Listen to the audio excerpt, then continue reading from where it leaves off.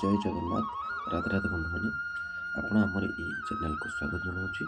ଯଦି ଆମର ଏହି ଭିଡ଼ିଓକୁ ଆଗକୁ ଦେଖିବାକୁ ଚାହୁଁଛନ୍ତି ତ ଆମର ଏହି ଚ୍ୟାନେଲକୁ ସବସ୍କ୍ରାଇବ୍ କରି ବେଲ୍ ଆଇକନ୍କୁ ପ୍ରେସ୍ କରିଦିଅନ୍ତୁ, ଯାହାଦ୍ୱାରା ଆମର ଆଗକୁ ଆସୁଥିବା ସମସ୍ତ ଭିଡ଼ିଓର ନୋଟିଫିକେସନ୍ ଆପଣ ପ୍ରଥମେ ପାଇପାରିବେ।